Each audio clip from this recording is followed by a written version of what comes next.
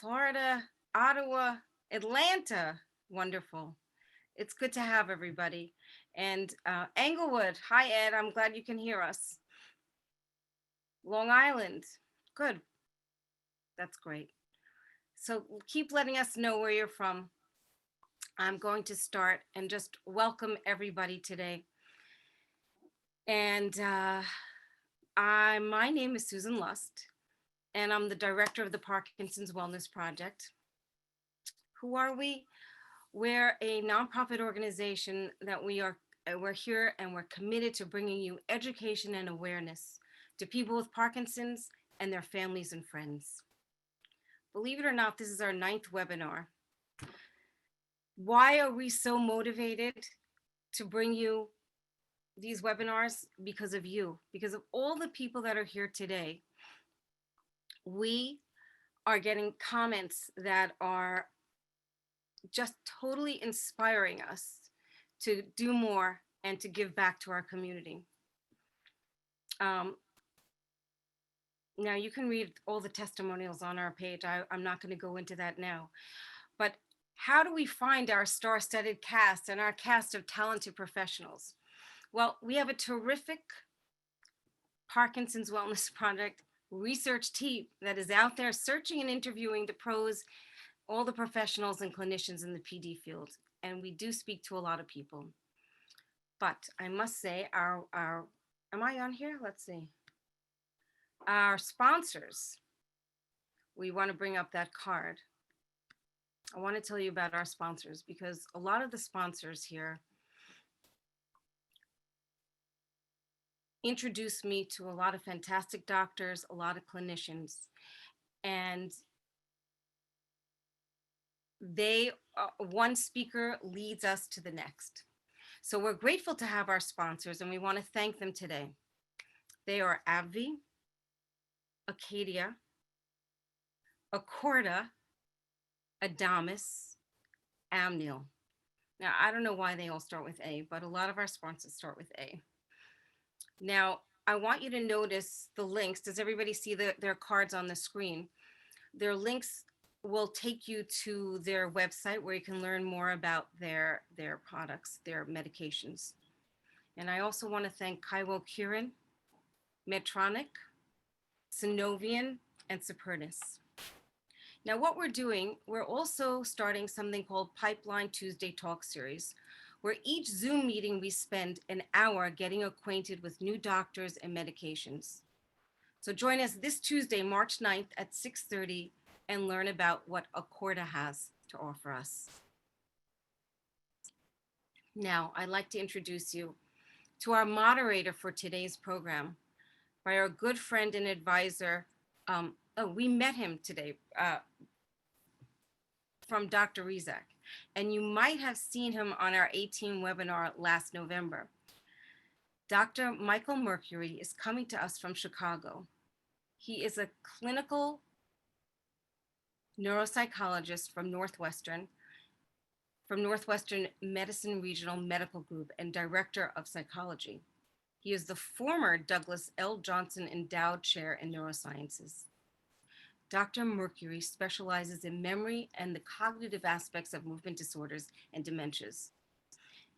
He received his PhD in clinical psychology from the Illinois Institute of Technology and completed his internship at the University of Chicago and a Northwestern University affiliated fellowship in neuropsychology at Evanston Hospital.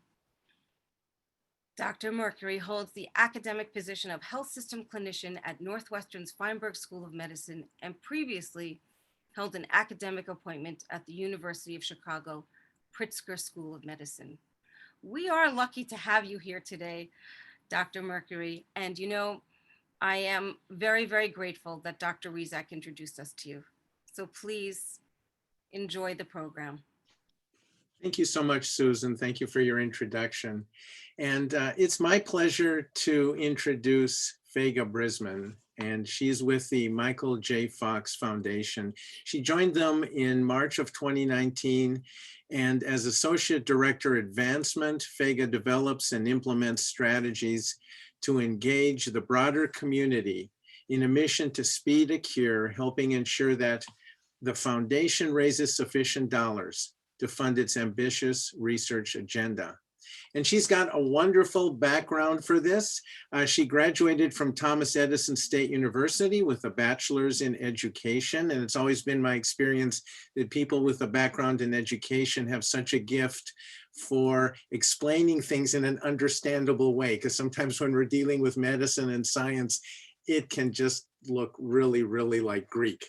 Uh, she earned a master's in library and information sciences from Pratt Institute and a certificate in philanthropy from the Wurzweiler School of Social Work. Prior to joining Michael J. Fox, she worked at the Ahmad Aish Memorial Museum and Yeshiva University, where she was responsible for fundraising and event planning. Fega is originally from Philadelphia, Pennsylvania, and now calls Brooklyn, New York, her home.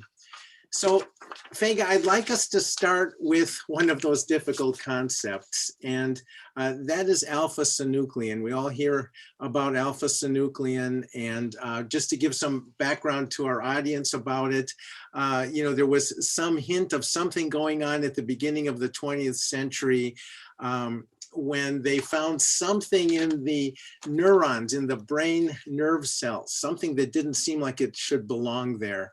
And so I'll just kind of tee that up for you. And why don't you tell us about how we got to alpha-synuclein from that? Or yeah, thank you. First of all, thank you so much for your kind introduction. And I'm definitely happy to be here and happy to see some other Philadelphians being represented here today as well. But alpha-synuclein, so it really is a hot issue when we talk about Parkinson's today, especially in the news, quite recently, actually. And what alpha-synuclein is, you teed it up perfectly, is it's a protein. And it's a protein that everyone has, but we find that in people with Parkinson's disease, as well as some other neurological disorders, it seems to be acting atypically. And it seems to misfold. And sometimes I use the analogy of like a backed up printer, generally speaking, proteins, which, basically control all of the functions in our body, they slide through the cells, they do what they need to do, and they move in and move out in a typical fashion. With people who have Parkinson's disease, this particular protein seems to be getting backed up, kind of like a printer with a jam, where that paper sort of backs up and you have a little clump of paper. So that's sort of analogous to what's going on. So it forms these clumps of alpha-synuclein, and we find that they make their way into the same part of the brain where dopamine lives. And when people think about Parkinson's disease, the first thing that they associate with it is this lack of dopamine or loss of dopamine. And we have identified alpha-synuclein as the culprit for this loss. So when we talk about research and where we're going to focus, we know there's a loss of dopamine, but we're obviously interested in why there's a loss of dopamine so that we can really, try and target the culprit rather than just, try and replace the dopamine, which we've tried to do several times. So we're taking a step even further back to really rectify the issue here. And I had a question about that because you all had just a wonderful opportunity to really promote research when you funded through Ken Griffin this PET scan approach. Why don't you tell the audience a little bit about that and why that's important to being able to really do research about alpha-synuclein? Yeah, I'm so happy that you know about the Ken Griffin Prize. So alpha-synuclein, like I said, it's something that we've identified, but one of the issues with trying to attack or find a cure for Parkinson's using this method is that we actually can't see these alpha-synuclein clumps in the living brain right now. We don't have any way of taking like a brain scan and viewing alpha-synuclein. We actually only know it exists because it's been viewed in autopsy tissue. So when we're talking about using alpha-synuclein to maybe measure the rate of progression, or using alpha-synuclein to see, if some of our symptomatic or ideas for a cure are working. If we can't actually view those alpha-synuclein clumps receding or growing, we're really limited. So one of our biggest projects has actually been finding something called a biomarker for Parkinson's disease. And we think that alpha-synuclein is a really wonderful candidate for serving as a biomarker. And in a nutshell, what a biomarker is, it would be like a very conclusive test to say whether or not you have Parkinson's disease. Right now, people go to the doctor and they have symptoms, and if they respond to the medication, then we know that they have Parkinson's disease. But wouldn't it be wonderful if we could, do something like, you know, the way people with diabetes have a blood sugar test and they can know conclusively if they have diabetes. There's no, trial and error sort of approach to that diagnosis. Wouldn't it be wonderful if we had something like that for Parkinson's disease? So in our search for a biomarker, since we do know that alpha-synuclein is a pathology that exists in almost everybody who has Parkinson's disease, wouldn't it be wonderful if we could image it and we could see in real time, how far along is your Parkinson's disease? Where have these aggregates clustered, and in which part of your brain, which could really, affect diagnosis and affect symptoms. So we first started off with a $2 million prize for anyone who could image alpha-synuclein in living tissue. And it really pushed researchers forward because, money, whatever you want to say, it really is like a great push for many people. And we got far, but we didn't get far enough. So just a couple of years ago, we came up with another prize called the Ken Griffin Imaging Prize. And we have four of the foremost labs who are all competing to be the first to find an imaging tracer. So like something that we could ingest or implant in our body that would stick just to alpha-synuclein in the brain, and we could get a clear picture of what's going on in people who are struggling with Parkinson's today. So that prize, I believe, depending on your timeline, is up to $10 million. So we really want to find a cure. We really want to crack this code of alpha-synuclein, and we're really finding people who are willing to put money where their mouth is in this search. Oh, that's amazing. I had no idea it was up to 10 million. That is just amazing. So one of the questions people always have is, well, what's the timeline? How are we going to get to this endpoint? And I know that is so complicated, but could you maybe describe to us, what are some of the complications involved in that and how it's just not that simple? And I'm thinking back where they've had a biomarker, for example, with Alzheimer's for several years, and still it's just time. That's the problem. So you can comment how that applies to Parkinson's. Yeah, again, you're really hitting the nail on the head, because very often, since Alzheimer's disease is a couple of years ahead of us in terms of research, we really do like to look at what they're doing and borrow techniques that work. So yeah, definitely coming off the heels of Alzheimer's, finding a biomarker, it would be so wonderful if we could find something like that.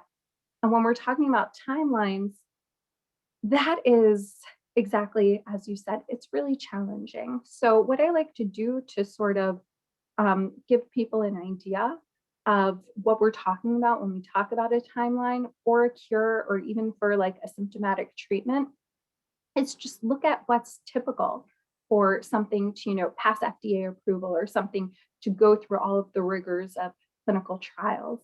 And any sort of medication that you have in your medicine cabinet, it generally takes or took between 10 and 20 years to get there, just because we really need to make sure that things are safe and that they're effective. And we do have these clinical trial protocols in our country, thankfully for that. But when I talk about research, generally, I like to speak about research that's already in clinical trials, research that's being tested on humans. Very often we'll hear about preclinical research, And that is just so far off in the future. And that is why I'm really excited when I talk about alpha-synuclein, because right now there are 12 clinical trials. That means there are 12 different methods that are being approached to solve this issue of alpha-synuclein that are being tested in humans. And there are 3 stages of clinical trials. Stage 1 usually takes 1 to 2 years. Stage 2 takes maybe 3 to 5. And then the final stage, stage 3, could take another maybe 3 years. So when I say that something's in clinical trials, that means that we could be seeing real movement, real change in this field inside of, 5 to 10 years. And I know for people with Parkinson's disease, that sounds like a lot, but for many of us in the community, that represents real change within the lifetime of somebody who has Parkinson's disease. So as I mentioned, there are 12 current clinical trials just in the space of alpha-synuclein that are looking at different ways for us to, approach these aggregates and see if it can really help us maintain that dopamine, or halt that depletion, maybe even dial it back. So it's exciting. It's hopeful. People are really doing a lot of work, investing time, money, and resources into this. No, it's very exciting. So what should the Parkinson's community be doing as far as partnering with Michael J. Fox to try to help with these studies? I mean, what can we do? What can all of us do? Sure. I'm an advocate for clinical trials. In terms of fundraising, I definitely have financial calls to action, but there are also non-financial calls to action. The Michael J. Fox Foundation has several tools that can help anyone who wants to get involved in clinical trials. We have a tool on our website called Fox Trial Finder, and you just put in your information and you're matched with a trial, a clinical trial that might be right for you. A lot of them are even virtual right now. So some could be, in your area or not. We also run the largest online clinical trial for people with Parkinson's disease. I believe there's over 50,000 people to date that are part of this trial. It's called Fox Insight. And you can also find that on our website. And we would love for anybody who's not yet involved with that to get involved. That's something you can do on the device you're using right now to get involved and really give us a lot of quality information that we can use to really push the field forward. I think I want to switch gears for a minute, and we've been talking about the Michael J. Fox Foundation. Of course, Michael J. Fox is the key person there, and he recently wrote a book, and I had the opportunity to actually watch an interview that was on Sunday Today on NBC's program where he was talking about that. But can you tell us a little bit about the book, and also how has that impacted all of you at Michael J. Fox? All the work Yeah. you're doing. Yeah, I mean, I would love to talk about it. In all honesty, I have not yet finished the book, so I'm I'm not going to go there in terms of like a book review. But so far, I really like what I see. But the book is about optimism, and Michael is a natural optimist. But we all know that dealing with Parkinson's can be trying, even for the most optimistic of people. And that is definitely his optimism is definitely something that he's really inspired us at the foundation to really push forward with. When we talk about alpha-synuclein, if you had just spoken to me a few months ago, I actually would have told you there are 13 clinical trials in this space. But quite recently, one of those clinical trials ended because, there wasn't enough evidence that this approach was working for us to continue with that trial. And that can be really disappointing. But we rallied and we had meetings, and we're looking, how can that one trial that had disappointing results really inform all of the other trials? And we really try and turn some disappointments into opportunities for growth and opportunities to inform our research. And what I definitely want to leave everybody with today when we talk about this is that there are so many people working for you in the Parkinson's space, in so many different ways that the rest of the presenters will show today. But also, you know, we're optimistic. We have over 800 grants right now. That's a lot of different ways that we are working to help the community. And we have vowed that once we solve this problem of Parkinson's, we will close our doors. And Michael himself is really eager for a cure, as I'm sure you can imagine. So we're here, we are optimistic, we're moving forward. There's so much movement, for the community that they might not even know about. So definitely something that trickles down from the top. I totally agree. And I think hope is so important. And, I love your analogy, just to kind of summarize, I love your analogy with the printer. I mean, that Hope. is just a wonderful way of understanding what happens with this misfolding of the proteins. And you bring up a wonderful point. Even when a study does not turn out the way we want, it is still so important. It gives us so much information. And we look at it all sorts of different ways in order to garnish even more information from it. And like you say, it's one step at a time. So thank you so much for taking time to explain to us all about what's happening with Michael J. Fox. Really appreciate that. And I hope you have a good rest of your day. Thanks so much for having me. I'm going to stick my email address in the chat box. So if anybody wants to reach out to me afterwards, I'd be happy to answer any questions. Wonderful. Thank you again. Really Thank appreciate it. you.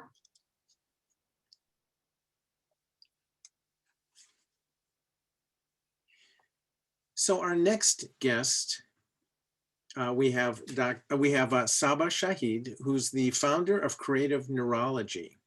So she is what's known as the Chief Smiling Officer and the President of Creative Neurology. And that's an international creativity and movement program for people living with Parkinson's disease. Saba has significantly contributed to the movement disorders community by helping patients with Parkinson's alleviate their symptoms through art and exercise.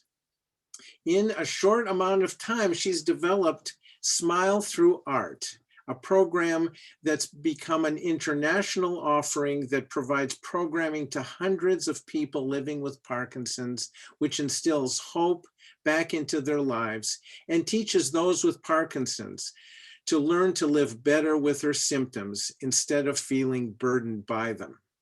Creative Neurology travels to different communities worldwide, and Saba has successfully launched her Let's Combat Micrographia workshop series in a 2014 virtual Let's Combat Micrographia series, and there's a virtual version in 2019 that was established. And I'm very excited about hearing about that because we have historically had, for example, Lee Silverman voice therapy for hypophonia, which is the diminished volume, and micrographia is diminished writing in a sense. So to have that opportunity to be able to combat that, I have so many patients who are so frustrated and sometimes embarrassed going to the bank and they've endorsed a check and the person says, well, that's not your signature.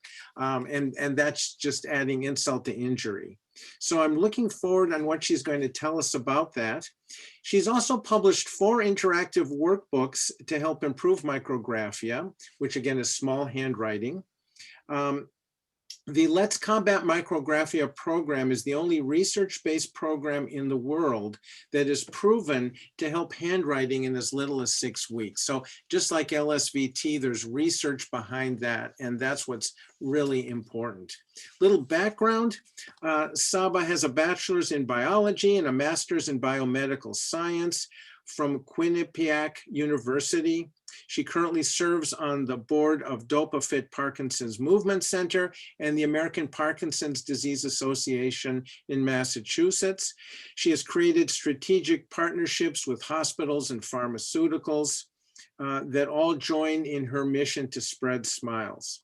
She was recently inducted into Business Week's 40 Under 40 class of 2020 for the impact that she has made on Parkinson's communities throughout the United States. So we're so excited to hear what you've got to tell us, and we'll let you, with further ado, get started. Awesome. Thank you so much, Dr. Mercury, for that warm welcome. And thank you, Susan and Parkinson's Wellness Project, for having all of us here today to spread awareness and educate the greater Parkinson's community. So without further ado, I'm going to share my screen really quickly.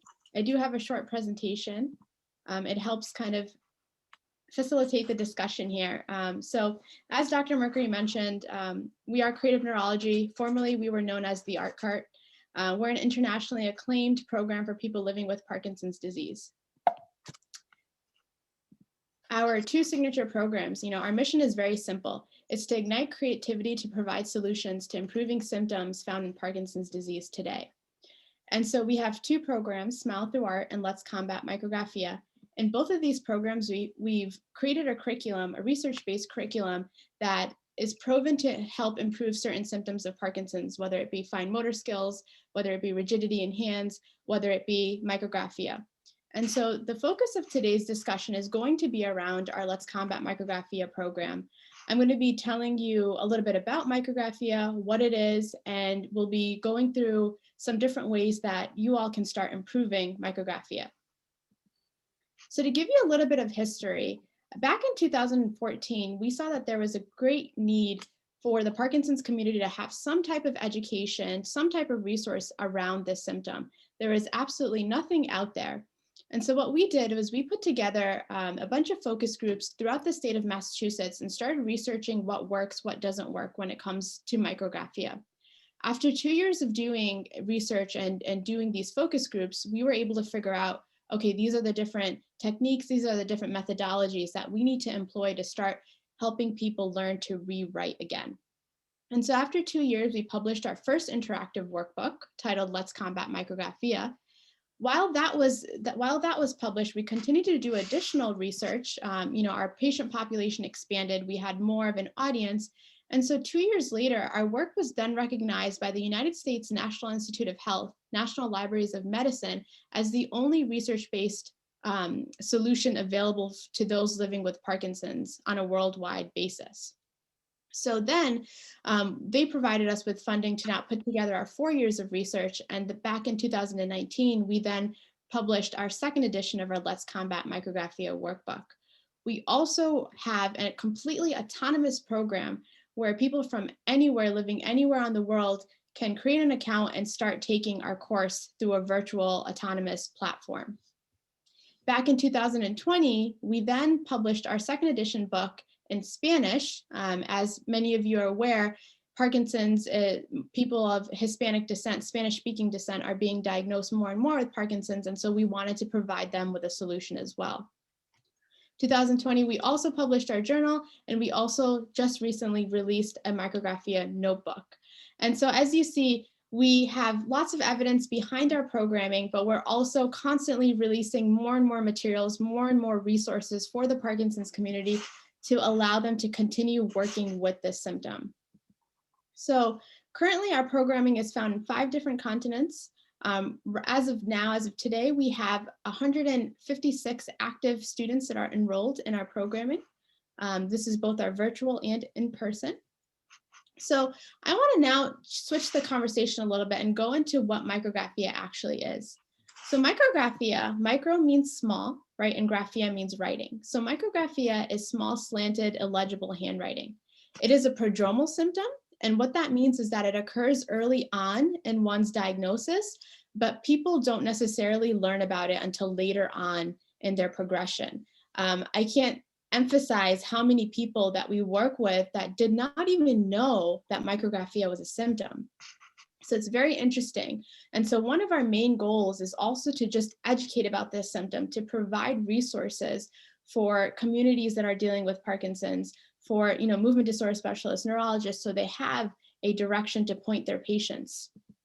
So this is a fun fact that we asked our enrollees. Have you talked to your movement disorder specialist about micrographia? Believe it or not, 71.4% of folks with Parkinson's have never talked about micrographia with their movement disorder specialist.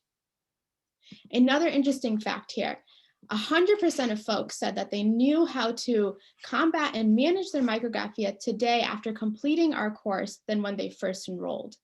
So really interesting, to see that there is that lack of education kind of, throughout with this symptom, but, there are solutions. And one of the solutions that I'm going to be talking about here today that folks with Parkinson's do have. So here's one example that I wanted to share before we really got into the discussion of micrographia. So you see this picture here on the left. This individual's handwriting is small, it's slanted, it's very illegible. You can barely make out any of the words. So this was their handwriting in week 1. And then if you look at the picture on the right, this is their handwriting at week 6 after our intervention. So you can see, right, that there was huge improvement here, not only in legibility, but in letter size and letter width, and the ability to be able to read this person's handwriting again. So I wanted to, before I talk about some other cases, talk about some challenges that come with writing when you have micrographia. So there's definitely a level of frustration. I believe Dr. Mercury even mentioned this when he was talking about, some of his patients briefly. There's this huge level of frustration, right, that we have with this inability to be able to write properly, to be able to write legibly. Some folks with Parkinson's also have shakiness or tremors in their hands. So that adds another challenge when you want to write. Many of us, right, want to move faster than our hand allows. And then there's an ultimate lack of control, right? So how do you overcome these challenges? These are all things that we talk about in our workbook and our workshop series. So some ways that you can overcome these challenges.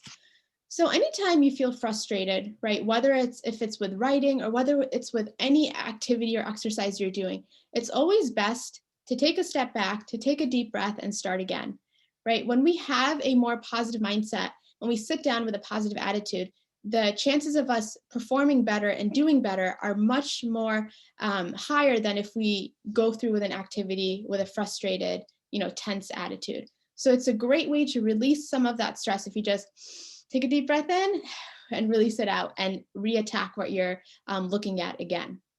The second thing that we talk a lot about is shakiness and tremors, right? So one way to combat this symptom when you want to write is to write during your on periods, right? And what this means is about 30 to 45 minutes after taking your Parkinson's medication for those of you that are taking medication.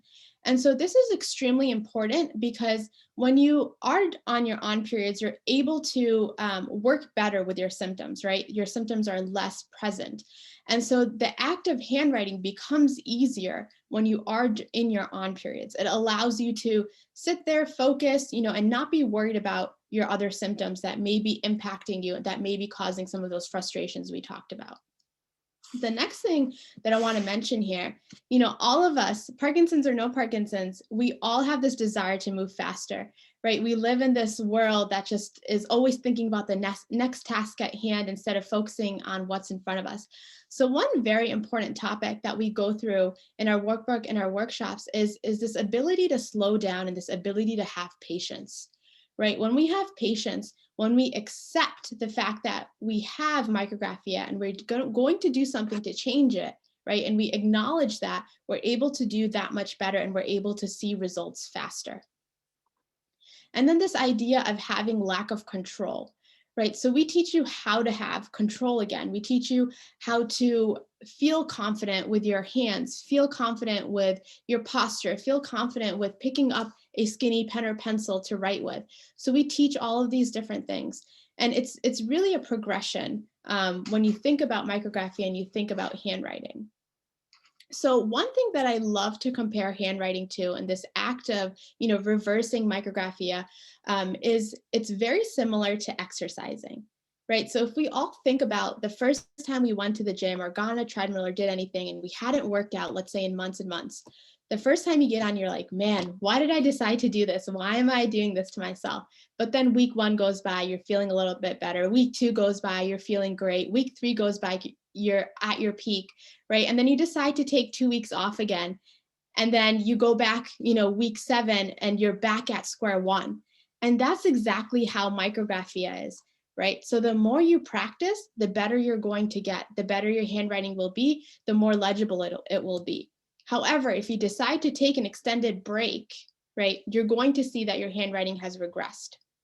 And so within our workshop series and our workbooks, we talk about the various different methodologies to help you improve your handwriting. So if you ever are at that point where you've stopped writing, you'll be able to bring your handwriting back to where it was at its peak. The next thing that I like to talk about and give a bit of tips around are writing aids, okay? So many people, if you think about a pen or a pencil, extremely skinny, right? Parkinson's or no Parkinson's, it gets very difficult to hold a writing instrument that is this small and skinny. So if you look at this picture here, this individual is holding on to a writing aid. This is an egg-shaped writing aid. It is one of these, if you can see on the screen. And basically what a writing aid like this does is it provides you with additional surface area.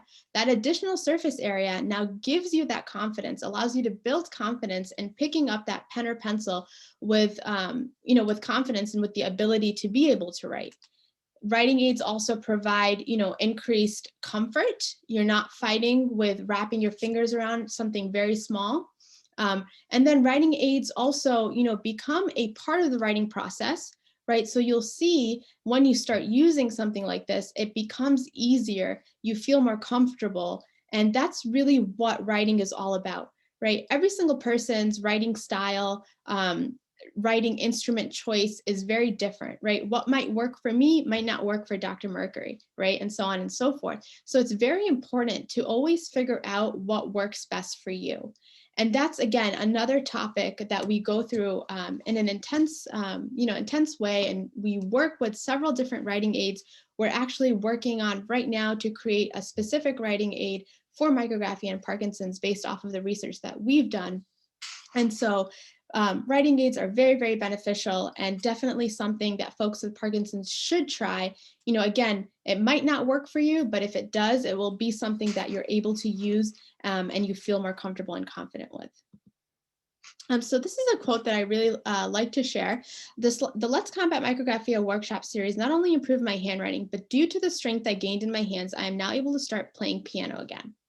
So the reason why I like to share this is because there's a huge component in our program about regaining hand strength. We actually call it rebuilding hand endurance. And so the ability to write, right, it doesn't just consist of picking up your pen or pencil and starting to write. There's a lot more to it. And I'm going to stop sharing here really quickly because I want to take us through a couple different exercises here that I'd like you to do with me. Hand strength is extremely important when we're trying to, pick up a pen or a pencil. It gives us additional strength in our hands. It gives us that confidence, and it helps us with fine motor tasks that we have to do on a daily basis, right? Whether that be turning a knob to open a door, whether that be zippering up your jacket, or picking up a paintbrush, a pen or a pencil. Hand strength is extremely important. So what I want everyone to do here really quickly is I want to make sure that you're sitting nice and straight, right? Posture is another huge thing that's very important when it comes to handwriting. So I want to make sure that you're sitting nice against your chair. Make sure your feet are nice and flat against the floor. Okay. And what I want you to do, we're going to do 2 exercises here. The first one is very simple. I want you to bring your hands out in front of you as I have done here. And I just want you to stretch your fingers out as far as they'll go. Okay. And we're going to do this 10 times. So I want you to count nice and loud with me. As we know, Dr. Mercury also mentioned this. Soft voice is also a symptom of Parkinson's. So any opportunity you get to project your voice, take advantage of that. So let's go ahead and do that here today together. So we're going to go 1 and stretch those hands out and bring them back. 2, stretch those fingers out and bring them back. 3, stretch them out, bring them back. Good job. 4, stretch them out, bring it back. 5, halfway there. Very good. 6, I want you to project. 7, very good. Stretch those fingers out a little bit more. 8, very good. 9, last one, make it good, make it loud. 10, very good. So I'm already feeling the stretch in my hands, right? Now, the next exercise that I want to do, this is a series of various different manipulations that we'll be doing with our hand. So you can start with your right hand or your left hand, whichever hand you feel more comfortable with. So the first thing we're going to do is I want you to have your hand in this position here. Okay. Then you're going to wrap your fingers down. You're going to have them touch the top of your palm. Okay. Can everyone see that? What I want you to do in this position, we're going to squeeze here as hard as we can for 5 seconds. I want everyone to count nice and loud with me to 5. Ready? We're squeezing. 1, 2, 3, 4, 5. Very good. Now let's go ahead and wrap our fingers down. So now we're in a fist position, right? Does everyone see that? We're gonna do the same thing. I want you to squeeze here. So let's go ahead and squeeze. We're gonna count to 5, nice and loud. 1, 2, 3, 4, 5. Very good. Now go ahead and open up your fingers and try to touch your fingers to the bottom of your palm to where your wrist meets. So we're gonna bring our fingers down this way. We're gonna squeeze and we're gonna count to 5 again. 1, 2, 3, 4, 5. Very good. And go ahead now and open up that hand, release all that pressure, and let's go ahead and stretch here again for 5 seconds. 1, 2, 3, 4, 5. Very good. So those are 2 awesome exercises that you can start incorporating into your daily routine, right? Whether it's you're sitting there watching TV, get your hands engaged, right? We have so many opportunities to be exercising our hands that's going to allow us to not only write better, but do many our daily activities that require fine motor skills to do those a bit better, because we're going to feel like we have that confidence and that strength in our hands. So with that being said, I'm going to share my screen again. Okay. So here are a couple other examples that I wanted to show you guys. So this is another example of micrographia. It's a bit more legible than the first one that we saw, but you can still see there's some legibility. It's small, it's slanted. And then here you see in week 3, the words are becoming more and more legible. They're becoming a bit bigger. And here you see in week 6, much bigger, much larger, such a great improvement here. Here's another example, again, from week 1 to week 6. So again, I'm showing these examples to give you guys, that hope and insight into, if you really, put your mind towards improving this symptom, you can. And this is a very severe case of micrographia. So this individual handwriting, week 1, you can barely read it, very illegible. But here, just within 3 weeks, we were able to start forming letters again. And this was such an amazing moment for this individual who hasn't been able to write, in years and years and years. And here, in just 3 weeks, we were able to start forming letters. So again, these various different examples that I've just shown are to give you that hope and to show you that, it doesn't matter what level you are at, but, there is improvement that can be made. And so these are just some really nice quotes, some abilities that our program has given. Many people struggle with being able to write checks again. So our program allows you to learn how to do that again. Folks have said that their letters look wobbly, but they're legible for the first time in years. There's so many people that have said that they're able to write birthday cards and sign envelopes and, see that normalcy back in their life. So this is definitely a symptom that you can gain control of, right? And that you can bring back normalcy. And as we like to say, we go from micro to macro in as little as 6 weeks. This is just a nice picture of one of our graduating classes. And so I just want to spend a quick minute here just to let you know that there are varying levels of physical and cognitive abilities, right, when it comes to Parkinson's, but you shouldn't allow that from stopping you to work on this symptom, right? There's this ability to take ownership.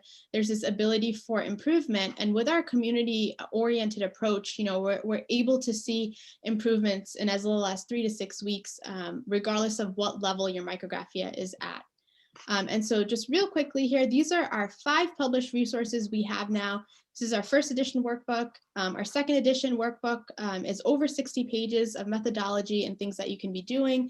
They're all written in a way for you to open it up and it sounds like an instructor's right there in front of you. Then we have our Spanish book, we have our journal, and we also have a specific wide-lined notebook. One of the biggest things with handwriting is if you think about our common notebooks and pieces of paper that we have there, our lines are extremely, extremely small, right? And so using small lines and having micrographia is not going to help the situation. And so what we've done is we've developed special paper, special lines that allow you to write larger and use our methodology to be able to continue that larger legible handwriting. This is our autonomous self-paced option where anyone from anywhere in the world can access. We also have live workshops that go on. This is our 7-week course that occurs via Zoom now. We have 2 dates that are coming up here, March 19th, March 23rd, and we also have additional dates coming up in April. If any of you are interested, our contact information will be shared at the end. You can feel free to reach out and we'll tell you more information about that. We also have a certification option for professionals that are interested. And then we also, with the goal of just wanting to educate the community, we have resources available, for organizations that just want to share information, get the word out there about micrographia. And so, yeah, thank you that was so all I much. had. Unfortunately, we're out of time, but thank you so much. And maybe you can put some of those resources in the chat for people as well. I got to tell you, one of the things I was shocked about, 71% of people had not been asked about their micrographia. That is shocking. But then I'm kind of wondering, were they actually seeing specialists in Parkinson's disease, or were they seeing primary care? Were they seeing general neurologists who they perceived were? And our next 2 guests are specialists and actually leaders in the Parkinson's community. So it is my pleasure to introduce Dr. Michael Rizak and Dr. Alex DeRocco. Dr. Rizak is the director of the Movement Disorders Program at HealthQuest, and Dr. DeRocco is the director of Northwell Health's Movement Disorder Program and professor of neurology at the Donald and Barbara Zucker School of Medicine at Hofstra, Northwell in Hempstead, New York. So I'm going to tell you a little bit about Dr. Rizak's training and background. Dr. Rizak got his medical degree from Loyola Stritch School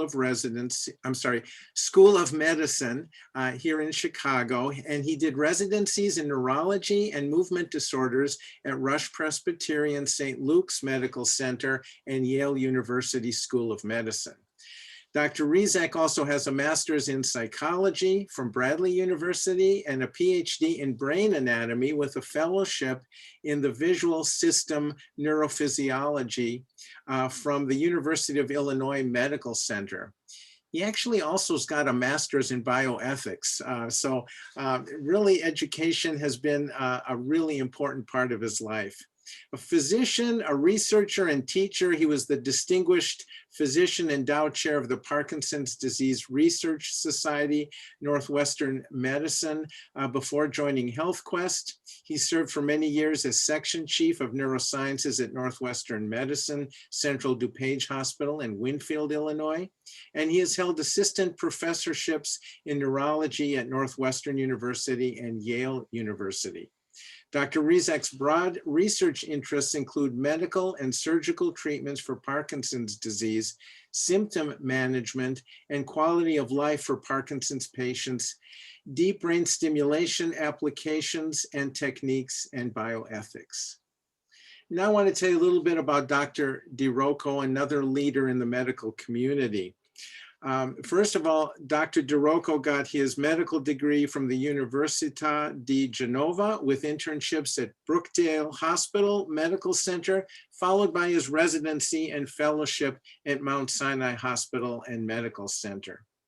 He has served as the founding director of New York University Langone Medical Center's Marlene and Paolo Fresco Institute for Parkinson's and Movement Disorders. He is on the board of directors of the Parkinson's Foundation and is a past president of the Melvin Yarr International Parkinson's Foundation. Dr. DeRocco is also on the organizing committee of the World Congress of the International Association of Parkinsonism and Related Disorders, and on the editorial board of Neurodegenerative Disease Management. I've been impressed with both of these physicians because they really take an approach that looks at the patient as a person, the whole patient. And that's something that's so important in the treatment of Parkinson's.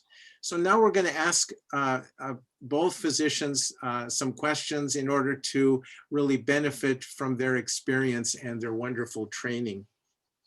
The first one I think would be helpful for us to hear would be, how has treatment changed since each of you have been practicing neurology and Parkinson's disease? And either one of you can begin. Well, Alex, I'll let you go first. Okay. Well, I think both Michael and I have a little gray, and that gives us the privilege of a historical perspective. So I think that the biggest change in the many years I've been working with this community has been really not necessarily the sophistication of the medication, which certainly has changed.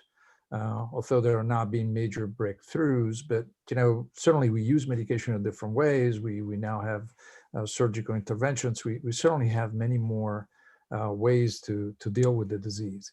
But I think what really has changed in a dramatic way is kind of illustrated just by this seminar, by the fact that the culture and the way in which we discuss Parkinson has shifted from the doctor that from this kind of high stand with prescribe medication and provide the lessons to go on with the disease, to really a partnership between the patients, the family, the community. And what I think is more transformative of all is also the fact that we're really learning that medications alone just don't do it for the disease, as surgery alone is just not enough. This is obviously an essential and important component. But what we just learned from the creative neurology presentation about how to deal with micrographia, which is more effective than medications we have, or from the work of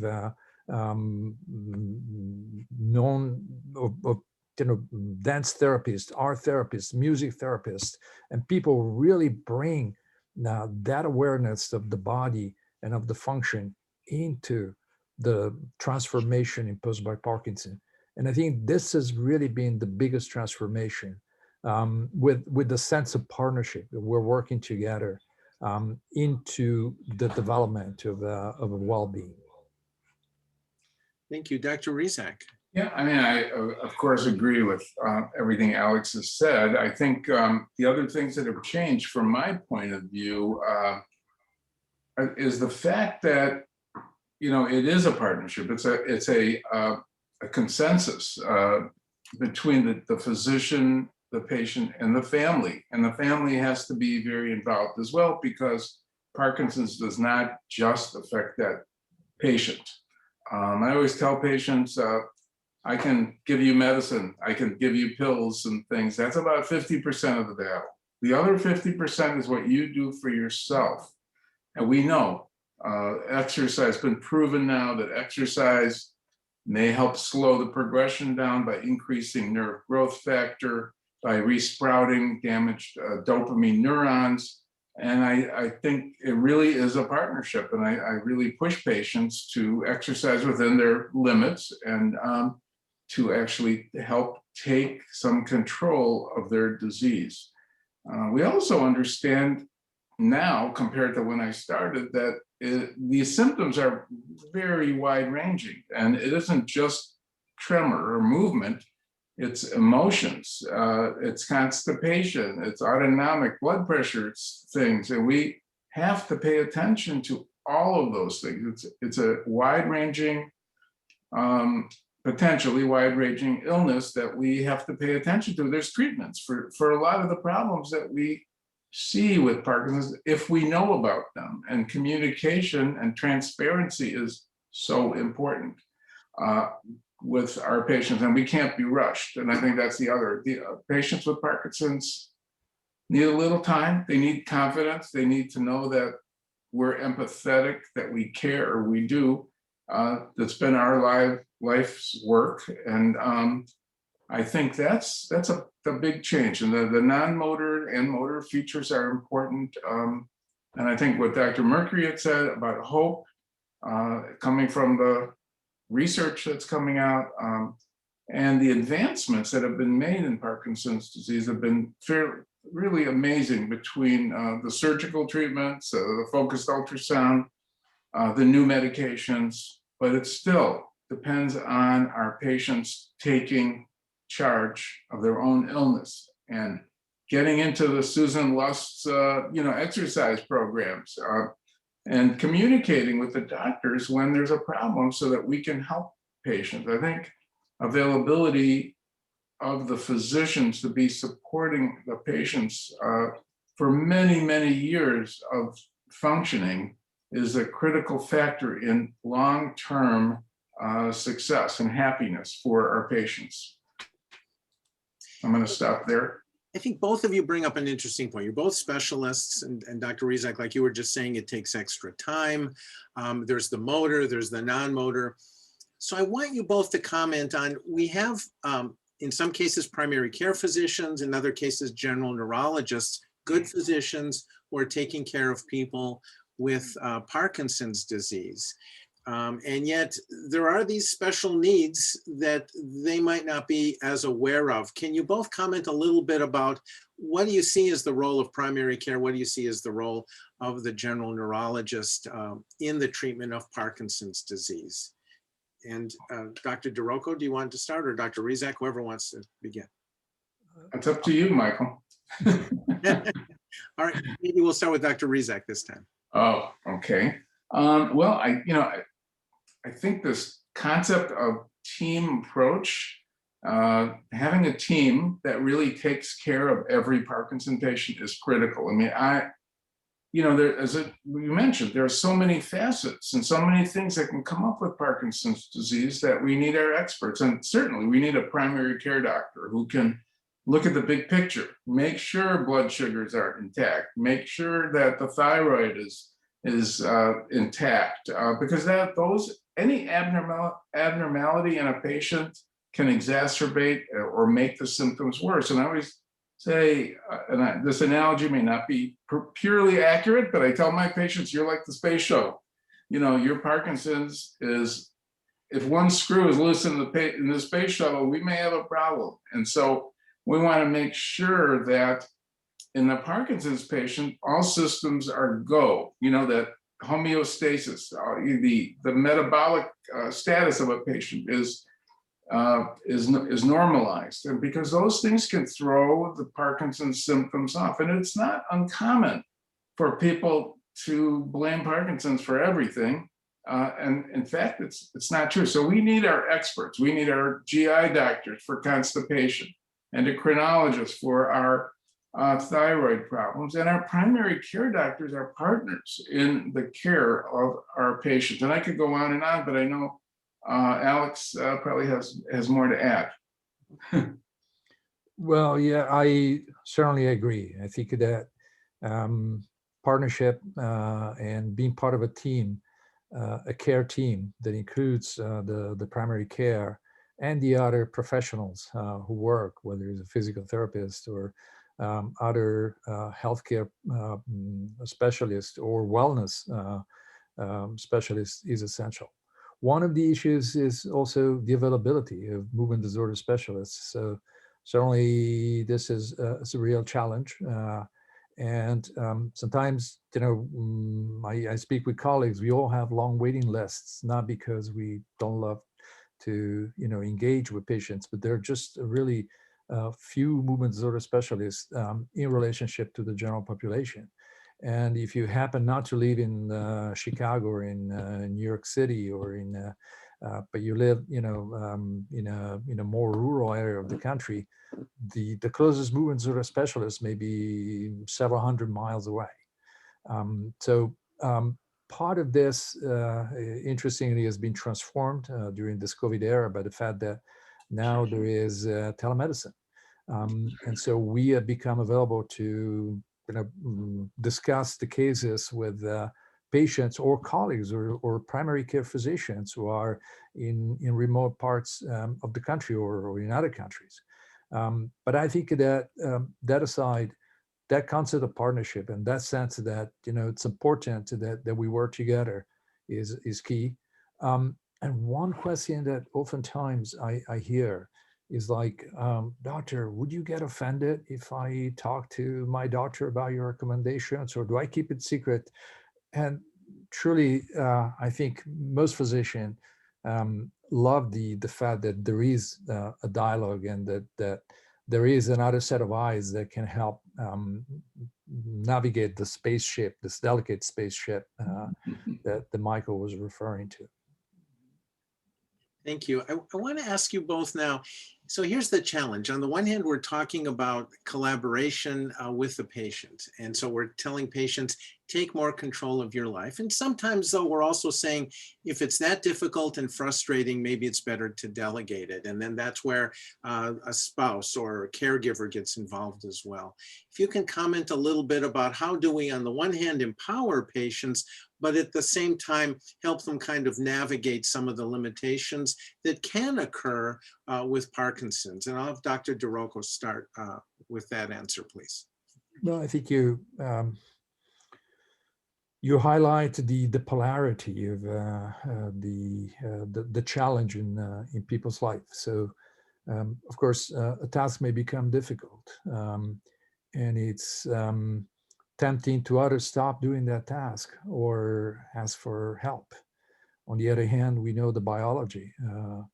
Dr. Rizek was referring to a key concept, the concept of plasticity, which is the whole concept that was always known by everybody, is that if you do it, you maintain the skill, actually you get better. If you don't do it, you lose that skill. And that it's so much more true in Parkinson's disease for real biological reasons, that mechanism of plasticity is challenged in Parkinson. I think that the first challenge is to sort of recognize the actual problem, you know, and face it in an honest way. There is a third element besides the mechanical ability of doing it or delegating it, and is a motivational aspects, because sometimes, and understandably, it's so hard to do things that one loses the desire to do it. But also Parkinson takes away, in a really true biological way, some of the elements, some of the drive, some of the fire that the brain generates to motivate to do certain things. Whether it's a walk, whether it's exercise, whether it's a common task, like, you know, tying the shoes. So I think that those elements are important. And I don't know if there is a perfect formula. I think that recognizing that a challenge has occurred, and that is that could be overcome just by a little effort or with the help of someone is important. Also want to highlight here, sorry if I make a slight digression, but when we talked about engaging the family, I also want to highlight the fact that some people don't have families. And especially in New York City, where I am, more than a third of the people live alone, and or have a concept of family, which includes the neighbors or other people. So the sense of community extends, and the sense of, you know, family extends beyond the traditional definition of a nuclear family. I would agree, Alex, 100%. And I think there's a hesitation in many patients to actually ask for help. And I think that's a mistake. I mean, as you said, we are a community, and patients sometimes will belong to support groups, or even physicians have networks where they can provide some help in the house if needed to do certain tasks. Home health agencies can come in and send an aid in. But as you said also, that if there is an apathy, if there is and which can be part of the Parkinson's disease itself, sort of the syndrome, that needs to be treated, that can be treated. And it just has to be recognized and acknowledged. And I mean, just the notion sometimes that a patient, you know, coming to grips with the idea that we have Parkinson's disease and that it is going to get worse slowly over time can be debilitating psychologically for some patients. And I try to emphasize the fact that by doing certain things, by exercising, we can modify potentially the progression of the illness. It also makes people feel better. We know the endorphins go up. People that exercise that don't have Parkinson's disease, feel better. And, at my age, I always say there's things that I can't do today that I could have done when I was 21 or 31.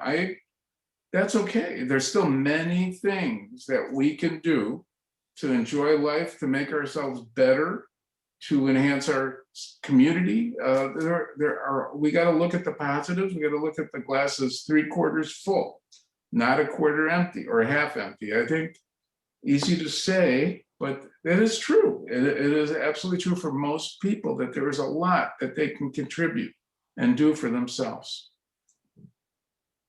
So in the last 5 minutes that we have left, and unfortunately the time is going too quickly, I'd like you both to address how do we kind of balance the here and now? So Dr. Rizek, you've always used a transdisciplinary approach to patient care. Dr. DeRocco, you've got an inpatient version of that as well, intensive care for the patients where we try to address the issues for their quality of life. How do we balance that with at the same time our focus on quote unquote the cure that we're trying for, of course? And I'll have you start, Dr. Rizek, and then Dr. DeRocco. Well, I think there's always going to be a balance. There's always going to be issues. Parkinson's disease is a challenge to us and our families. I did have, one of my family members did have Parkinson's. My father did, and my uncle actually. And of course, I know the challenges. I know what the difficulties are from day to day. But I also think that we need to change our focus from the idea that Parkinson's does not identify who we are. We happen to have it. Some people have asthma. Some people have diabetes. And, when you think about diabetes, there's a lot of challenges. But people who take care of themselves and go to the doctor and take the required medications, control their sugar, and they can have full lives. And the same thing can take place with Parkinson's, another chronic illness. Not a perfect analogy, but again, I think it's really a matter of a comprehensive approach, having the right specialists involved, and taking care of the details before they get to be big problems. I know, Alex, you have a special program, I think, at your facility. I'm interested in that. Yes, we do have a developed and specific Parkinson inpatient rehabilitation program that is an intense 2 weeks rehabilitation with 5 hours a day of intense therapy, including not just traditional physical PT, OT and speech, but also inclusive of art and movement and music and dance program. The idea about this is really to restore ability, which is actually the definition of rehabilitation, bring back the ability. And the idea is that some of those abilities are not lost, are just sort of rusty. And that if you sort of find the right way to reactivate those, you actually bring back function and you bring back quality of life. And I just want to add as a comment in this sort of question about the balance between treatment and cure, is that I think there is a third element in the scientific understanding of the treatment. And we may not be seeing a cure for some time, for a number of years, meaning, a magic pill or, a vaccine that will just take away the disease. But there is a different definition of treatment that is delaying the disease progression. And delaying the disease progression is really a very, to some degree, is even more important than treating a symptom here and now. Maintaining the walking function for a number of years, for many more years, is even more important than controlling the symptoms here and now. And this is happening.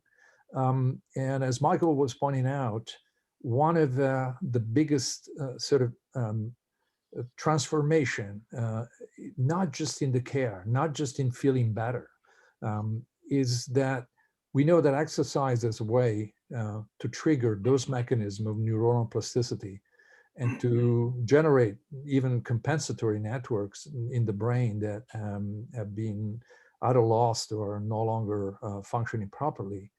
And by pure sort of strong definition of exercise, and now we have incredible data with our ability to really gather information over years from thousands of patients in large population studies.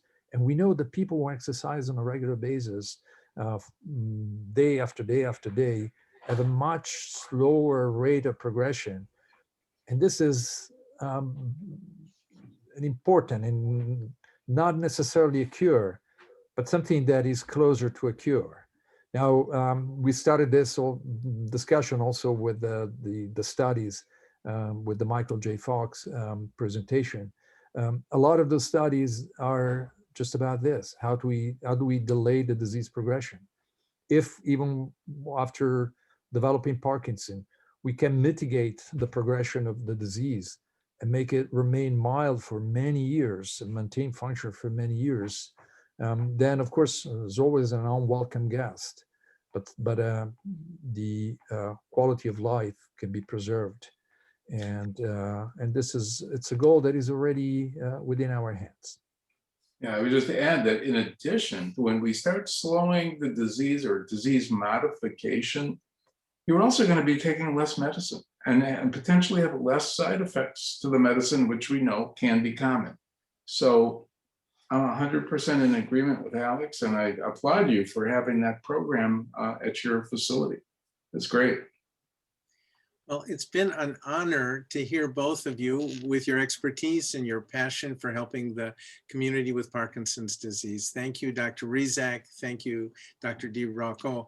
Just wonderful speaking with both of you, and thank you very much. Thank you. Thank you, Mike. All right, bye-bye. So we're going to move on to Ellen Arsenault. And one of the things I always say is that engineers make the world better. And here we have somebody who clearly personifies this. Ellen Arsenault is CEO of Jamber. He grew up in Boston, has a degree in biochemical engineering and an MBA from Stanford. And he founded Jamber with his wife to make everyone's hands happier and healthier for a higher quality of life. Prior to starting Jamber, Ellen worked as an engineer in the medical device and pharmaceutical industries. So he's studied mixed martial arts. He loves hiking, math. He's involved with big brothers, big sisters. And he says he is blissfully married with 3 wonderful children. So it's my pleasure to introduce Alan and for him to tell us a little bit about what he has developed, not only for our community with Parkinson's disease, but for people everywhere in a sense. Alan, go ahead. Hi, Dr. Mercury. Thanks so much. Welcome, everyone. So my wife and I started Jamber, and our mission is to improve the hand health for everyone around the world. And our story started when we were watching my grandfather drink from a mug. He was my childhood hero. I lived with him throughout high school. He was a member of the 82nd Airborne Army Ranger Division, really tough guy. Called him Hercules in the Army. And I was sitting there watching my childhood hero struggle to bring something so simple as a paper cup to his mouth. So my wife and I set out to solve that problem. My wife's a Harvard-trained scientist. I'm a bioengineer. I have a graduate degree from Stanford.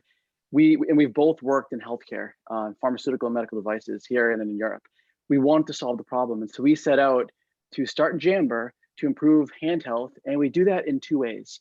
We offer free hand health classes. We launched with hand yoga, which is free. It's a free class that meets twice a week. It's only 15 minutes long. And it goes over proven hand therapies that combined with deep breathing that really stretch and strengthen our hands. Because like we're talking about today, that we talked about so much today, hand health really matters, right? Whether you're picking up a pen to write, whether you're trying to feed yourself or drink, or whether you're just interacting with the world, we all deserve to have stronger, better hands, hands that don't hurt, hands that can move today and as we get older and as our diseases progress. And so hand yoga is a wonderful free thing that we can do that's easy, that really works on our hands. The other thing that we're doing is that we're creating products, everyday simple consumer products that are actually made to be held. And so we launched with the Jamber coffee mug, which is a simple ceramic coffee mug, but it took us 2.5 years of research and development. We put together an advisory team that includes a world famous hand surgeon, a nationally renowned occupational therapist, and we just set to work on understanding the biomechanics of how hands work and how we do things like pick up a cup. And I am going to offer, since we're talking through all this, I'm going to offer a 10% discount on all Jamber mugs, which I'll paste into the chat. But this basically, when we think about things that are made to be held, we think about whether it's coffee mugs or pens or lots of stuff. We think about actually enhancing life, right? Improving gripability, reducing hand strain. That's what something so simple as a coffee mug does. And this effectively works by putting your hand in a natural hand position. So you've got less pressure on your fingers, less strain on your wrist. Underneath the skin, your tendons and your muscles are in an anatomically neutral hand position. I'm holding this mug with a power grip. It's a very secure grip. It's the strongest grip for a human hand to hold. I don't need my thumb. I've got a handle kickstand here, which is a stability kickstand. So when you set it on the table, it's stable. So it's less likely to spill. These are simple improvements that work for you if you're a professional athlete, which our customers include, whether you have Parkinson's, whether you're in college, whether you're in your hundreds, because hands matter whether you're young and strong or not. So we're trying to create products that are made for everyone. And just as a quick comparison, because I think it's interesting, this is a regular coffee mug. Regular coffee mug, you hold it and I feel all the pressure here and up here, right? And after a while, and I need my thumb to stabilize it. So after a while, you have indents on your finger joints. All that strain and pressure and weight is pushing my fingers down. It's straining my the tendons of my palm. It's straining my wrist. We're trying to counterbalance that with better product design. And that's really where the idea for Jamber came from, for, whether it's mugs, whether it's hand yoga, what can we do to make our hands better so we can have a better quality of life? We've been very fortunate. We've been on the Today Show. We've been in Forbes and the Wall Street Journal. We're used pretty much all over the world, and we're having fun doing it. And we're really looking to grow both the number of products that we're designing, but also the classes that we're offering. And really the free classes are really how we fulfill our mission, improving hand health. The products help, of course, because we use products to live. And so we're trying to create things that make living easier. But the hand health classes are really like the passion of what we're doing, because it's free, it's easy, it's fun. They're on Zoom. I love the idea of just sharing like 2 simple or 3 simple exercises in a matter of 30 seconds. Hand yoga for us is 15 minutes. It's every Tuesday and every Friday. And we go through 3 or 4 or 5 exercises. And actually very similar to what Sabo is doing, we use exercises just like that. And so I'm going to kind of blast through them because we're running out of time, but hands matter, hand strength matters. And so things that we do are similar to what Saba did. And I'm going to give a little fluctuation, a little variation. So we call this our climbing hands exercise. And we start off with a wide hand and we come down into a finger curl, our thumb included, really try to push that stretch, but we breathe it in and out of our nose and our mouth. Then we come up wide for a stretch. And then we come back down to a full fist with our thumbs are out, a nice curled stretch. That's a breathe in, breathe out. Then back up nice and wide for tendon stretch. And then back down to a flat fist with our fingers nice and low. And that would be a hold. Then we come back up and that would be a set. So we would go through 3 or 4 sets of that exercise. Another one I guess one more to show you guys, our thumb stretch. Right, thumbs are neglected, all of us. We're on phones, we're typing, we're texting, we're swiping. Maybe at home you're chopping, you're holding children or pets. We're abusing our hands. The thumb is often overlooked. And so a good thumb stretch, this is called our thumb wave. We start off nice and wide, and that's a hold, a breath in, breath out. And then we bring our thumb all the way across and try to touch our hand, right? And that's a hold. And you can do this. You can go back and forth. And again, we do this 3 or 4 or 5 times. And over time, you're going to actually improve your range of motion. You're going to reduce tight tissues, you're gonna get the synovial fluid flowing, all those important things that keep our hands feeling better longer. And so that's what we're doing. I am gonna I'm gonna put a link in there for hand yoga. Again, these are free classes that are available every Tuesday and Friday. Please join us. It's a lot of fun. I've got a 10% discount in there for a Jamber mug, which is a ceramic coffee mug made to be held, used by, the Ellen DeGeneres store uses these things, as well as celebrities and athletes and lots of people with Parkinson's and hand issues. And the future for us, my wife and I are building Jamber to really try to make the world better, because we all want to age gracefully. We all want to feel independent and strong and hydrated, right? Hydration is so important. We believe in better hands. And so our focus is just your whole hand health. So please join us for hand yoga. It's fun, it's free, and it's all about community as well. Since everyone's on Zoom and laughing and talking and meeting a couple times a week, it's a good time. Ellen, this is wonderful. Thank you so much. I love the two-prong approach. You're doing therapy, so it's the use it or lose it theme that we've been hearing throughout, and then also the engineering aspect. And I don't know if you realize, but I mean, the coffee mug, not only important for hydration, which I'm always preaching to my patients because nobody's ever drinking enough water, but the other aspect is that's also used from a practical point of view, sometimes for eating soup. It's not just for coffee. So I think what you've done has just been pivotal, and I really thank you. And I'm just excited to hear what other products you're going to come up with. Just good job there. And thank you for coming today to explain that to us. Oh, my pleasure. It's been a lot of fun. Excellent. I'm going to turn this over now to Susan. Thank you, everyone. This has been incredible. And we would like to just end it on a musical note with a good friend of mine. You may know him. If not, I want to introduce everybody to Arlen Bennett. I've known him for many years. We danced and sang together. And he is a husband, a father, a songwriter, and he is a music maker. And oh yeah, he is a Parkinson's warrior. The Healing Project. Arlen, are you there? Maybe we need to put Arlen up here. Arlen, are you with us? Because I want you to, Arlen's going to play a song for us. He started the Healing Project, and it's his organization. He established it to help people with PD and himself heal through music and to create PD awareness. So before we speak to Arlen, he's just going to play one of his new songs for us and just enjoy live, because at the end, we're going to see a music video of his. Arlen, great to see you. Great to be back, and this is called "Don't Turn Back Now," because no one out there I know is turning back from this crazy disease, or dis-ease as they call it.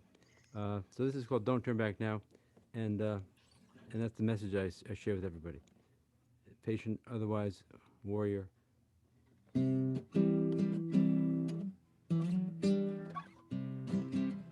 Of course, now that I'm now the spotlight's on me, my hand just froze a little bit, so I'm just gonna play it cool here.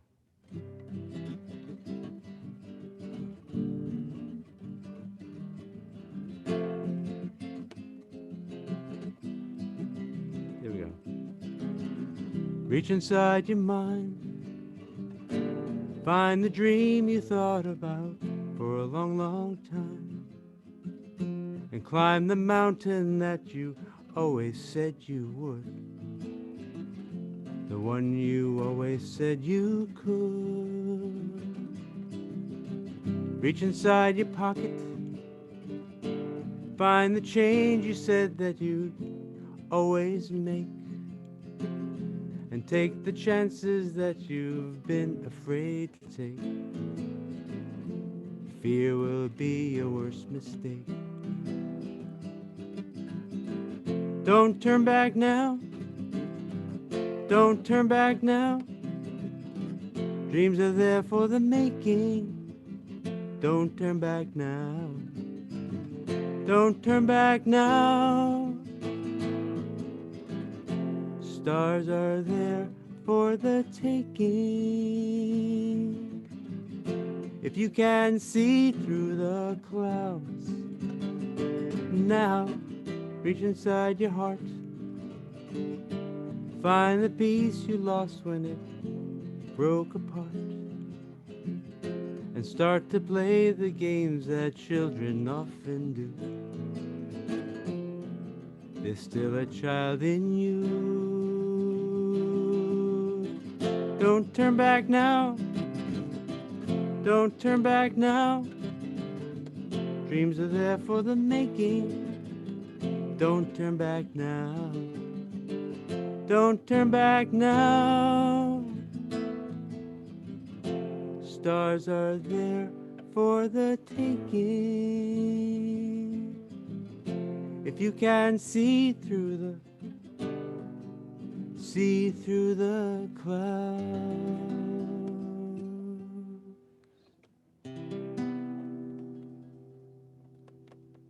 Arlen, thank you so much for your touching song. I wanted to ask you a little bit about, our theme here has been hands. Yes. And I was wondering if you could tell us a little bit about the history with your disease, where you had some difficulty with your hands. And then now, here you are playing. And how does music both help insofar as our theme of use it or lose it, the practice and everything. But maybe tell us just a little bit about your history and then how you're using your music today in order to keep your abilities up. Yeah, well, I got the diagnosis 10 years ago, and naturally I didn't use I used the upfront the other medicines other than the L-Dopa, and so I slowly kind of lost the dexterity of my hands, and I had a group called the Healing Project. I created one called the Healing Project, and went out there and did Parkinson's awareness, and I kind of gave up my instrument to my band, and I just kind of did vocals and sang. And then once I started with the medication a few years later, I was able to slowly but gradually build up and get measure of dexterity back. And then I took the guitar back and I just played with it more and more and more. And the more I played it, it actually felt good. And dopamine is they call it the feel good hormone, or the neurotransmitter. So there's something to that, I think, because it was like a feedback loop, I felt good playing it. So the better you feel, the more you play. So it was like that. And so I kept doing that. Now I recorded another project, and Don't Turn Back Now is going to be on my new Healing Project Volume 1. And I got some inspirational songs out there that Susan knows about. And it's been a joy to kind of bring awareness back to people that you can still do what you do at some level. And at first I was I almost accepted that I would not play the guitar for a while. But that changed. So you never know with this crazy thing that we battle. Harlem, you are an inspiration. Isn't he an inspiration? He really is for me. And I that piece of that song is beautiful, just beautiful. Thank you. Absolutely, absolutely. And just as an example, just to say, normally when I was rehearsing before, I can pick those bass notes pretty well. But when the light came on to me, I froze up a little bit, and that's just a fact of life. I have to right now. But sometimes that doesn't happen. So it depends on on a little bit of the stress level. When the eyes are on you, you kind of like and it happens to everybody. I think that's where we have to take that breath in and breathe out. Yeah. Let that nervous energy go. Without a doubt. Yeah. And I thought you modeled just a beautiful approach to that. Froze up a little bit. You didn't miss a beat. You just said, okay, let's try this. And boom, you're back into your playing again. So I thought that was really nice for everyone to see. So thank you for doing it that way. Thank you. Thank you. So I want to really thank Susan and the Parkinson's Wellness Project. This is kind of like a microcosm of the macrocosm of the Parkinson's community. We had specialists getting together today from all aspects, from Michael J. Fox. We've got our smiling person. We've got. Let's bring everybody on the screen. So good. Yes. A big applause, because if we could bring the doctors back, and Alan and Arlen and Saba. Vega had to go to a wedding. If we could bring everybody on and just give everybody a big round of applause. Absolutely, please. Yes. We learned a lot today. And I really appreciate having everybody here on a Sunday with the sun shining. We'll be out there. And I hope you'll all look into everybody's website and learn from them and continue with the momentum to learn more. And I don't know if we have any time for some questions. Um, we do have some, I have to say. Saba, your one question for you is, can micrographia be cured? So, great question. I had mentioned earlier that there is a reversal that you can do with micrographia. I had given the analogy of comparing micrographia to exercise, right? When we start exercising, we're in a routine, we're doing great, but then when we stop exercising, we see that regression in our cardiovascular endurance. So the same thing occurs with handwriting. The more that you practice it, the more that you work at it, the better you're going to get. But if you do take an extended period away from writing, you're going to see that your larger writing's going to kind of regress and go back to being smaller and illegible. I think that we'll take one more question, although this question that I have seems like it's a topic for a whole new webinar. And it's something that came up, Dr. Mercury, before, is that how do you motivate a person who gave up? So I think that is a topic in itself. We could touch on it for a minute. That is a complicated question, and one I can have our doctors address briefly, perhaps. Well, I think I'd send him to Dr. Mercury first and see what he could do to help. But, we have to look at the etiology. What's causing this lack of motive? Is it depression? Is somebody depressed? Have they, lost their zest for life? Do they need some talk therapy? Do they need some medication? I think those kinds of things are certainly possible and can be very successful. I think, Alex, what do you think? Wait, your sound. And Arlen, I'm here. Sorry, I was muted. I think you're absolutely right. I think it's very common. And I think that it could be depression, it could be the fatigue of the disease after a number of years. And the sense that, things don't get better, but tend to get worse. Or can be the biology of the disease itself, as we discussed. So I think that Susan is right, and Michael is right, that we probably need to dedicate a whole new discussion on this. Arlen, is there anything you would tell us? Have you gone through those lows and those highs as experience? Every day. Okay. You have to motivate yourself every day, every hour, right? It's a roller coaster. It's kind of a strange. You hear.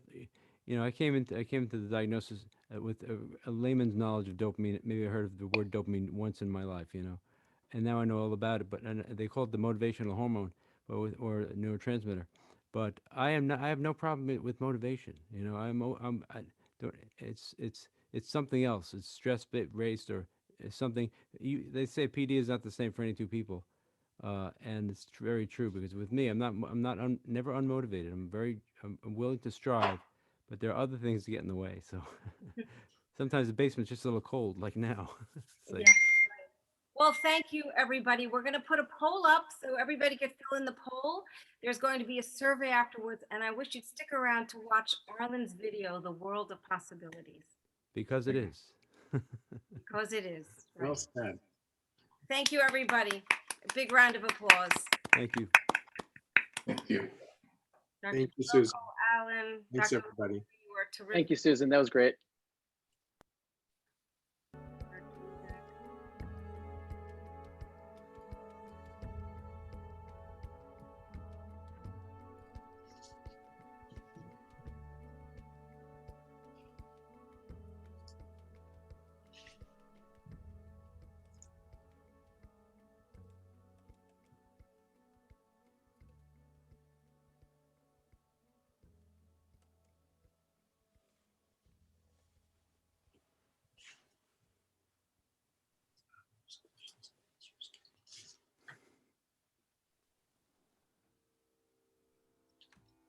I don't know if everybody could hear me, but before we start the music, this will be a recording on our website in a day or two. So for anybody who wants to share it with their friends or family.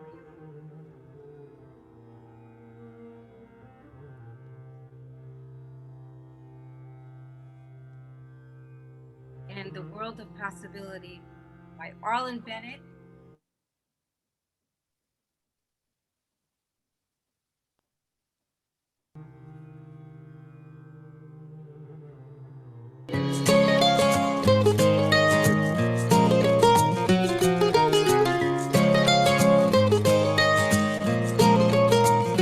If you can walk, you can dance. Talk, you can sing. Rock, you can roll, yeah, you can do almost anything. Yeah, anything. If you can think, you can dream. If you can dream, you can fly. Fly, you can seek. Seek and you will find the missing piece to the puzzle of your life. The one that disappeared just when things were going right. Close your eyes and you will see a broken world is a world of possibility. Yeah,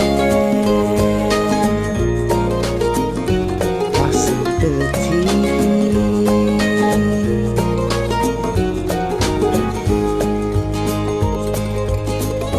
Yeah, I know.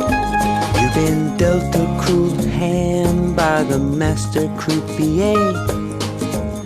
Don't seem fair, but now you've got to play. So double down with an angel from above. Stand your ground and soon you will discover the missing piece to the puzzle of your life. The one that disappeared just when things were going right. Close your eyes and you will see a broken world is a world of possibility. Yeah, possibility. Ba-da-da-da-da. Ba-da-da-da-da. Listen now, if you can walk, you can dance. Talk, you can sing. Rock, you can roll, yeah, you can do almost anything. Think, you can dream. If you can dream, you can fly. Fly, you can seek. Seek and you will find that missing piece to the puzzle of your life. The one that disappeared just when things were going right. Close your eyes and you will see a broken world is a world of possibility. Yeah, world of possibility.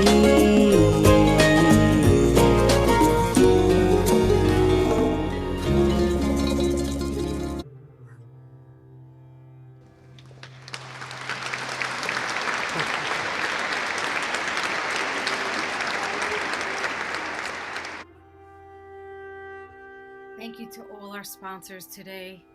We couldn't do this without you, and we're very grateful. And we're so happy to be able to help our community. Thank you, everyone. Thank you, Susan. Thank you, Arlen. That was great. Your sound worked amazing. I'm just going to tell you that for anybody who's still here with us, save the date, April 25th.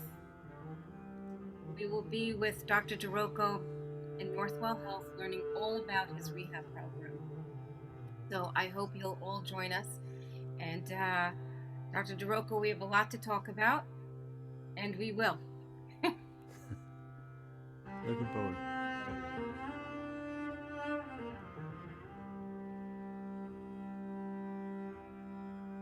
Have a great day, everybody. Bye. Thanks, everyone. Bye. Thank you. Dr. Mercury, we couldn't do this without you. Thank you, Susan.